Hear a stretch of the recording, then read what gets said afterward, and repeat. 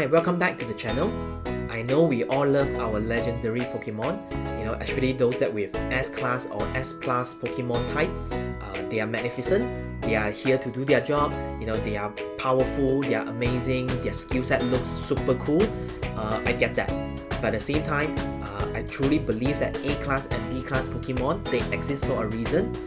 I took a bullet last night. I spent a long time going through all their skills and descriptions, and I found out that there are some units are really good and some are really impressive, and I'm here today to make some of the recommendation that you consider some of this unit to add into your team forming, especially if you are still new in the game, you're still finding your ways, and you're still finding some replacement unit for your team forming. So you are come to the right place. At the same time, I updated the skill summary description. You can actually click the link for the spreadsheet. Feel free to use it for your consideration, for your thinking. So before we get started, just would like to cover some basic of 101. So A-class Pokemon usually, they 100% they does not come with any ability. What does it mean is, if you look at the S-class Pokemon, and for marketing purpose, I have posted another 2 video about S-class Pokemon skill. So click the description, for the last week video if you want to know more about the S-class Pokemon skill. So again, back to the A-class Pokemon skill, their basic attack does not come with any buff or debuff, and that is a slight disadvantage compared with the S-class. But for S-class, they definitely come with an ability. So hence, that is a slight disadvantage being an A-class or B-class Pokemon. And secondly, every single one of the A-class Pokemon second skill, which is the single move, they only focus on single attack. And in compare with the S-class Pokemon, they have some units that they actually do more than single attack, which is they target on multiple attack. So which they provide more variations to the team forming and some your team thinking. So hence, that is a slight variations and slight disadvantage for being an A-class. And thirdly, I think you just refer to here for the damage comparison. So being an A-class again, just a slight variations or slight difference when it comes to damage, but overall it's not a big huge difference.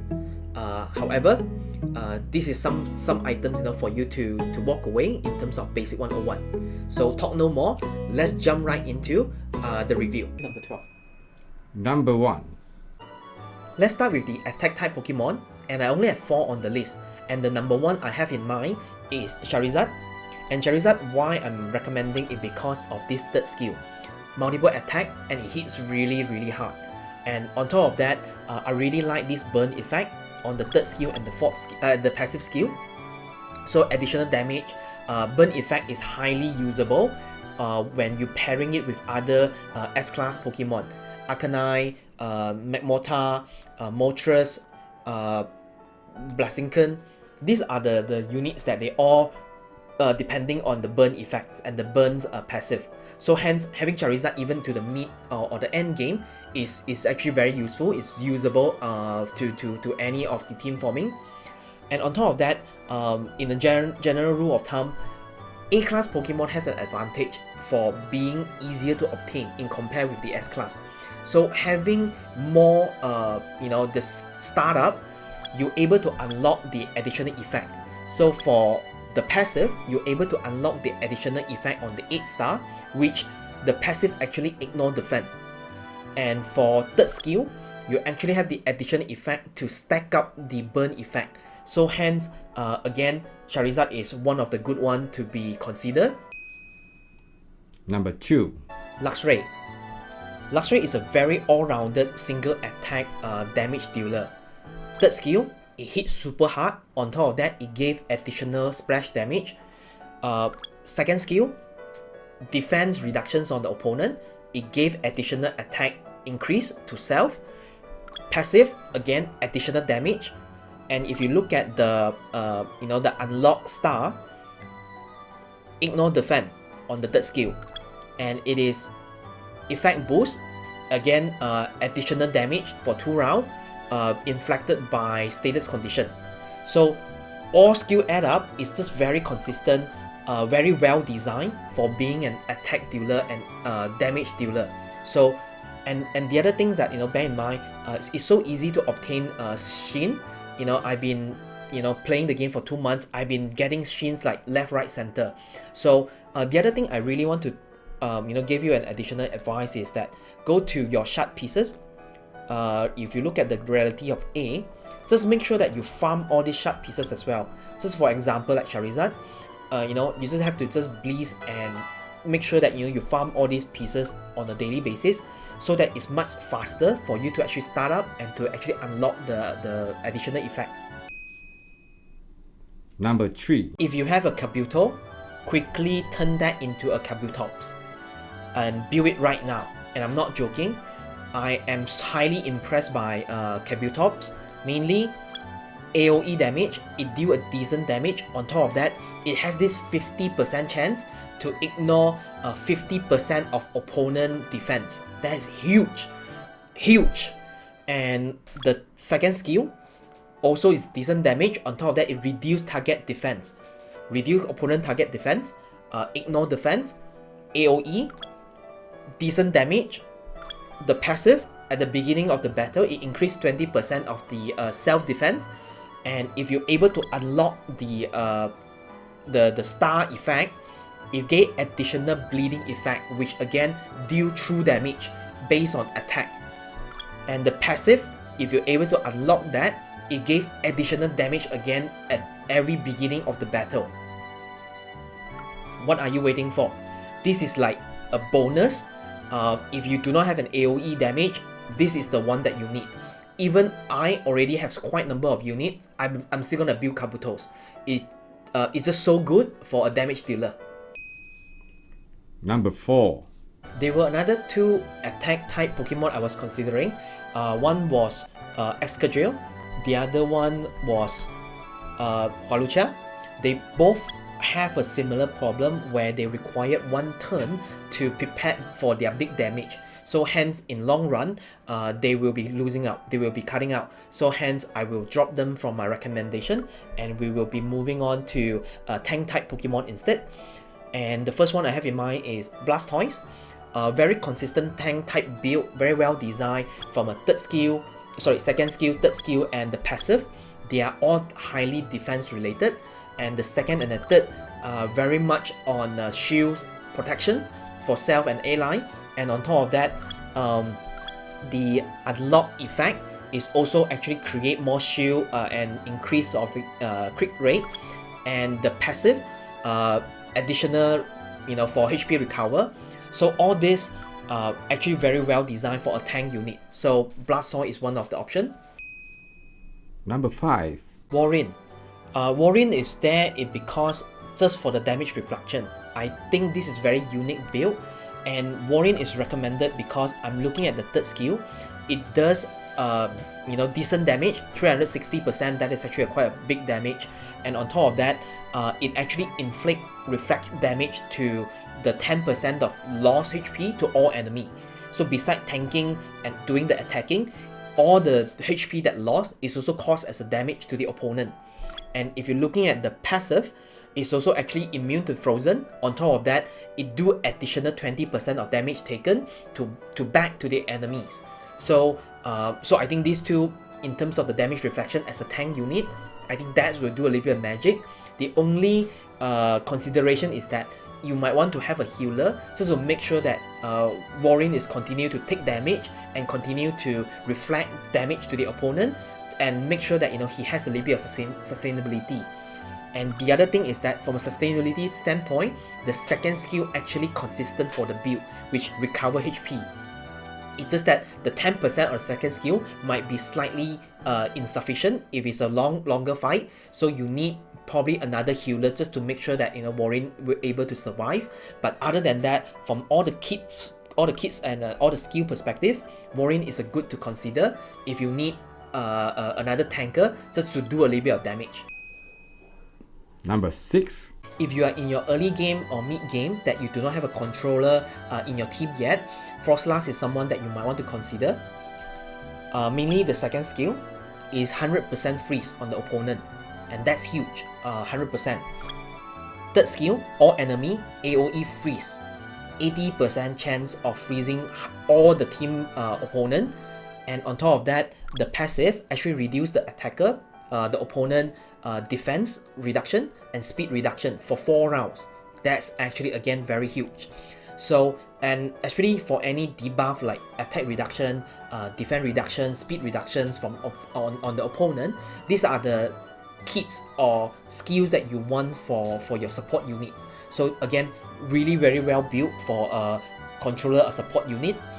And if you're looking at the unlock effect, the potential is that there's for the third skill, additional 20% of freezing the target, which means it makes it 100% freezing opponent, all of them.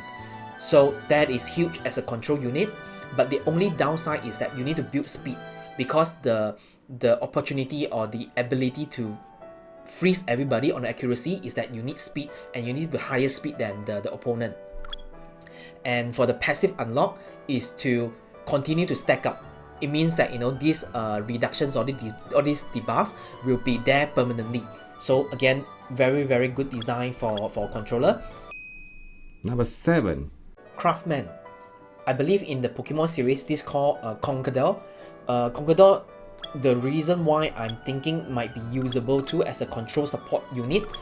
Second skill, 35% stun. And for the third skill is a line attack, decent damage, 50% chance to stun enemy for 1 turn, and also on top of that it creates shield. And the passive, again, each stun on the target, it brings additional ignore the defense, the true damage of 5% of HP. So this is a very typical classic that is all rounded, a little bit of tank, a little bit of control, a little bit of support to the team. So but the only things I do not enjoy or do not like is actually the second skill. It only takes about 35% chance of stun, but other than that, the third skill and the passive are pretty decent in terms of making it as a support unit. Number 8. Meganium. Second skill, healing. Third skill, all Pokemon, all ally Pokemon include self, decent damage. On top of that, any spill healing amount will be turned into a shield. So very well-rounded support unit, or especially healing unit. Passive, increase own healing by 20% and cannot be cleansed. So again, it's just a very healing type of support unit for you to consider if you need one. Number 9. Venusaur. Another type of attack support Pokemon that you can consider if required for the team. Second skill, make the enemy unable to move for 1 round. Third skill, single attack, big damage. On top of that, it inflicted Leech Seed to all the ally Pokemon for 3 rounds. And this Leech Seed basically just to heal the team for 3 times. And on top of that, the passive randomly will give it to the ally Pokemon for 3 rounds of Leech Seed every time the battle ends. So, something to consider if you need a little bit of healing power, if you need a little bit of attacker, Venusaur is a good consideration. Number 10. Last on my list, King Klang. King Klang has a very unique build in the whole game. Second skill, standard damage with increased own 200 rage. Rage is actually meant to use for your ultimate skill. So by King Klang having faster rage up, it actually means to use this third skill in terms of increasing the ally Pokemon in the back line, which is mostly your attacker, to do ultimate. And on top of that, it increased the own defense for 2 rounds, and also the passive at the beginning of battle increase all ally defense. So in summary, King Klang actually do 2 things: increase the sustainability for all the team member for having additional defense, and also he keep recycling the ultimate skill for self and for team member.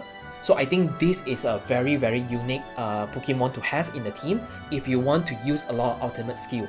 And I think for unlocking the star effect, it gave additional rage point, 100 additional rage point, and the passive again more rage point. So if you're able to unlock this unit with the the level 8 and level 11, I expect King Clan gonna do really well as a support unit for the team. Like amazing. But the only things I think everyone will struggle a little bit is because everyone will have hard time to find this unit as to unlock the startup. It because it's not able to blitz, not able to farm. You only can have this from the draw, from the machine. So that is the only drawback. But other than that, King Clan is a very good unit to consider. Before we end today's video, one more bonus tip. If you have X-Cloud or any before evolved version, put them into storage, do not build them. This is the worst Pokemon unit I've seen so far, mainly because it will attack own ally. So any game or any gameplay that you have any unit that self-attack your own team, they are piece of junk. So just don't do it. And I hope you enjoyed today's content. Like, subscribe, and I'll see you soon. Bye.